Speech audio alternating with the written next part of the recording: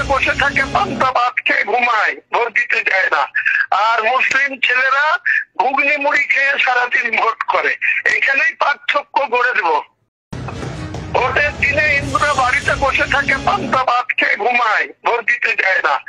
আর মুসলিম ছেলেরা ঘুগনি মুড়ি খেয়ে সারাদিন ভোট করে।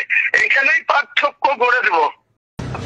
ভোটের দিনে হিন্দুরা বাড়িতে বসে থাকে, পান্তা ভাত খেয়ে ঘুমায়, ভোট দিতে যায় না। আর মুসলিম ছেলেরা ঘুগনি মুড়ি খেয়ে সারাদিন ভোট করে। এখানেই পার্থক্য গড়ে দেব। ভোট করে না বলুন, ভোট লুট করে। ভোট আবার কি করবে? ভোট তো করাবে নির্বাচন কমিশন। তো মুসলিম ছেলেরা ঘুগনি মুড়ি খেয়ে কি ভোট করবে? বলুন, ভোট লুট করে, লুট করে সেটা বলুন, তার একটা অর্থ দাঁড়ায়। প্রিয় দর্শক, আমি শফিকুল ইসলাম এবং আপনারা দেখছেন আরামবাগ টিভি। হুমায়ুন কবির, যিনি এখন মিডিয়াতে খুবই ফোকাসে রয়েছেন, শুভেন্দু অধিকারীর বিরুদ্ধে নানান সব মন্তব্য করে হুঁশিয়ারি দিয়ে, টিএমসি এমএলএ, উনি এই কথা এই চ্যানেলে বলেছেন যে ভোটের দিনে হিন্দুরা পান্তা ভাত খেয়ে বাড়িতে ঘুমায় আর মুসলিম ছেলেরা তারা ঘুগনি মুড়ি খেয়ে ভোটটা করে। এটাই পার্থক্য। এটাই পার্থক্য। এবং সেই জন্যই তো আপনাদের নেত্রী বলে থাকেন দুধেল গাই। এত দুধ কারা দেবে? নিজেদের ভোটটাও দেয়, আবার অন্যদের ভোটটাও দলের পক্ষে নিয়ে আসার ব্যবস্থা করে। এত দুধ কারা দেবে? এ তো জার্সি গাই, কারা দেবে? সেই জন্যই তো উনি বলে থাকেন দুধেল গাই। এবং এটাও বলেছেন যে গরু দুধ দেয় তার লাথি খাওয়া ভালো। আর সেই জন্যেই নানান সময়ে দেখে থাকি তোষণ তোষণ তোষণ, আর ওই তোষণই হয়ে গেছে। অ্যাকচুয়ালি করেছেটা কি? মুসলিম ছেলেরা ঘুগনি মুড়ি খেয়ে ভোটটা করায়, দলটাকে ক্ষমতায় বারে বারে ফিরিয়ে আনে, কিন্তু মুসলিমদের জন্য করেছেটা কি? সেই প্রশ্ন কখনো করেছেন হুমায়ুন কবির? করেছেন? কজন এমএলএ রয়েছেন মুসলিম এমএলএ? কত শতাংশ মুসলিম এমএলএ? অঙ্কটা কষুন। আপনারা এই দলটাকে বারবার ক্ষমতায় আনছেন, নেত্রীকে বারবার মুখ্যমন্ত্রী করছেন, কিন্তু আপনার দলের কতজন, কত শতাংশ এমএলএ রয়েছেন? অঙ্কটা কষেছেন? আপনাদের জন্য সরকারটা ক্ষমতায়, কিন্তু আপনারা কতজন এমএলএ, মুসলিম এমএলএ? অনেক এলাকা রয়েছে পুরো মুসলিম অধ্যুষিত এলাকা, সেখানে মুসলিম প্রার্থী করা হয় না। কেন করা হয় না? কেন সেই প্রশ্ন কখনো করেননি যে আমরা ভোট দেব, অথচ আমাদের যে কমিউনিটি তার কেউ ওখানে ক্যান্ডিডেট হবেন না, অথচ আমাদের ভোট এখানে বেশি? প্রশ্ন কখনো করেছেন? এই প্রশ্ন কখনো করেছেন যে আমাদের জন্য সরকারটা বারবার ফিরে আসছে, কিন্তু আমাদের মন্ত্রী কোথায়? মন্ত্রিসভাতে আমাদের জায়গা কোথায়? কতজন মন্ত্রী করেছেন দিদিমণি? অঙ্কটা কষে অঙ্কটা দিদিমণির সামনে কখনো ফেলে দেখিয়েছেন যে কতজন মুসলিম মন্ত্রী হয়েছে এই সরকারে, রয়েছেন কতজন? দেখেছেন? আর যারা মন্ত্রী হয়েছেন তারা অ্যাকচুয়ালি কি মন্ত্রী, যাদের নামই শুনতে পাওয়া যায় না, সব হাফ প্যান্ট মন্ত্রী। একজন দুজনের নাম হয়তো আমরা খুব জোর বলতে পারবো, বাকি কে কোথায় মন্ত্রী রয়েছেন এক চান্সে বলতে পারবো না। প্রশ্ন কখনো করেছেন? করেননি। শুধু ভোট দিয়ে জিতিয়ে গেছেন আর চিৎকার করেই যাচ্ছেন। তবে একটা কথা আপনি সত্যিই খুব খাঁটি বলেছেন, যেটা অন্যদেরকে ভাবতে হবে, সেটা হচ্ছে যে ভোটের দিনে হিন্দুরা পান্তা ভাত খেয়ে বাড়িতে ঘুমায়, ভোট দিতে যায় না। এই যে কথাটা বলেছেন, এটার একটা অংশ কিন্তু খাঁটি কথা বলেছেন। যদিও আপনি অন্য বোঝানোর চেষ্টা করেছেন, আপনার দলের জন্য ব্যাপারটা বোঝানোর চেষ্টা করেছেন যে আপনার দলের হয়ে যে ভোটটা হয়, যে ভোটটা আসে, তাতে মুসলিমদের অবদান রয়েছে, মুসলিম ছেলেদের অবদান রয়েছে, তারাই একমাত্র ভোটটা করায় মুড়ি ঘুগনি খেয়ে, আর হিন্দুদের সেই অর্থে কোনো অবদান নেই। যারা ভোট দেন ওই ভোটটা খুব জোর হয়তো দেন, কিন্তু ভোট করানোর ক্ষেত্রে, ভোটটাকে দলের পক্ষে আনার ক্ষেত্রে তাদের কোনো অবদান নেই। সেই পার্থক্য রয়েছে, এটাই হচ্ছে পার্থক্য।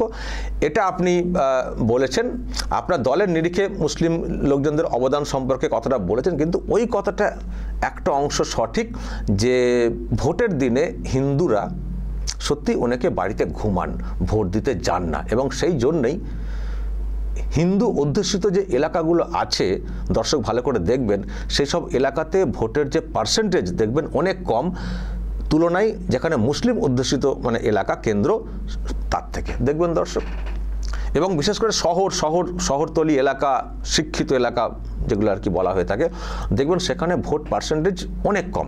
যদিও মানে ওই সব এলাকায় বেশির পেছনে আবার অন্য ব্যাপার আছে, ওই ছাপ্পা, রিগিং, কারচুপি, সেই জন্য ভোট পার্সেন্টেজে বাড়ে। কিন্তু তা সত্ত্বেও বলবো হিন্দুরা অনেকে আছেন তারা না ভোট দিতে যেতে চান না। দূর, এত গরমে 10তলা থেকে নামবো, কি দরকার, ছুটি একটা পেয়েছি আজকে, একটু এসিতে ঘুমাই।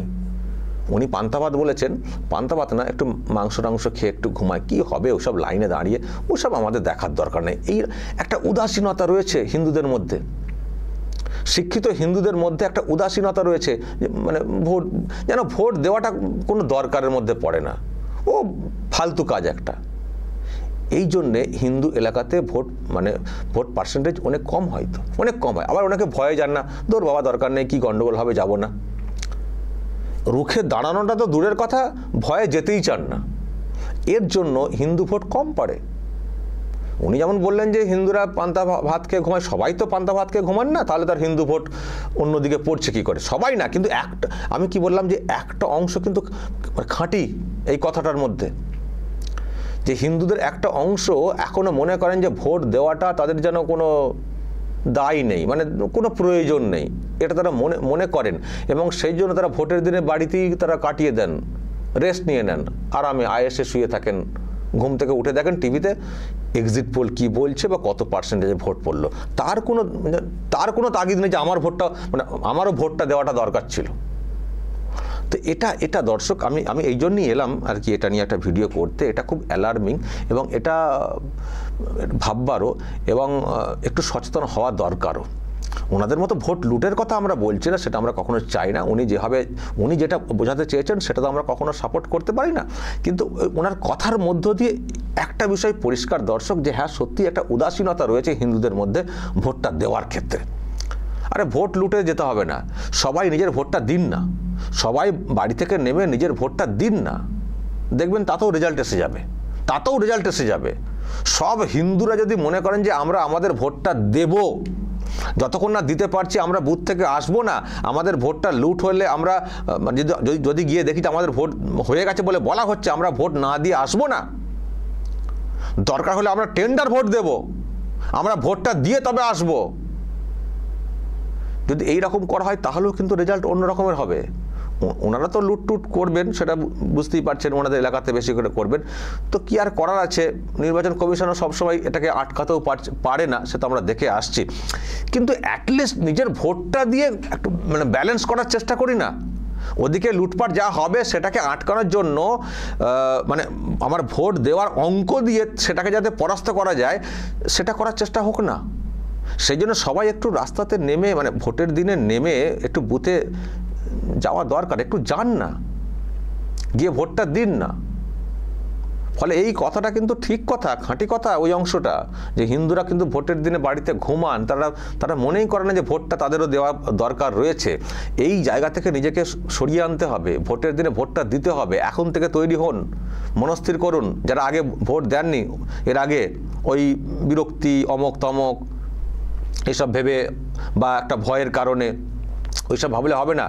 সামনের ভোট কিন্তু খুব ইম্পর্টেন্ট ভোট, আর রাজ্যের যা হাল, রাজ্যে পরিবর্তন ঘটাতেই হবে। আর পরিবর্তন ঘটাতে গেলে যেমন একটা ঐক্য গড়ার একটা চেষ্টা হচ্ছে, শুভেন্দু অধিকারীরা তারা একটা চেষ্টা করে চলেছেন, সনাতনী হিন্দুদেরকে একটা ঐক্যবদ্ধ করছেন তাদের কথার মাধ্যমে, কাজের মাধ্যমে। কিন্তু ভোটটা দিতে হবে, শুধু ঐক্য হয়ে স্লোগান দিলাম তাও সেটা করলে তো হবে না। ভোটের দিনে নেমে বুথে গিয়ে ভোটটা দিতে হবে। দেখছেন তো টিএমসির লোকজনদের বক্তব্য, তারাও ভালো করে জানেন যে হিন্দুরা ভোট দেওয়ার ক্ষেত্রে, ভোট করানোর ক্ষেত্রে উদাসীন। তো ওনারা তো চোখে আঙুল দিয়ে দেখিয়ে দিচ্ছেন। আবার বলছি ওনার উদ্দেশ্য অন্য, ওনার ব্যাখ্যা অন্য, কিন্তু ওটা পরিষ্কার, ওটা সত্যিই পরিষ্কার। আমি নিজে বিশ্বাস করি, আমার মনে হয় আপনারাও ওনাকে বিশ্বাস করেন যে হিন্দুরা, তথাকথিত শিক্ষিত হিন্দুরা অনেকে, বা ওই ধনী বড়লোক হিন্দুরা, তারা অনেকেই ভোট দিতে যান না। কিন্তু এবার মনস্থির করুন, যারা যাননি তারা যাবেন। আপনাদেরও প্রত্যেকেরই দায় আছে রাজ্যের অবস্থার পরিবর্তন ঘটানোর জন্য। তাই এখন থেকে মনস্থির করুন যে ভোট দিতে আপনারা যাবেন 26-এর ভোটে। 26-এর ভোট পরিবর্তনের ভোট, খুব বড় ভোট, প্রত্যেকের দায়িত্ব আছে এই যে মুভমেন্ট তাতে সামিল হওয়ার, প্রত্যেকের উচিত। দর্শক বলবেন হুমায়ুন কবির যে মন্তব্য করেছেন সেটার ব্যাপারে, এবং আমি যেটা বললাম একটা অংশ খাঁটি কথা, এই নিয়েও যদি আপনাদের কোনো দ্বিমত থাকে বা কোনো সহমতের ব্যাপার থাকে অবশ্যই বলবেন, কমেন্টে বলবেন, নজর রাখবেন আরামবাগ টিভিতে।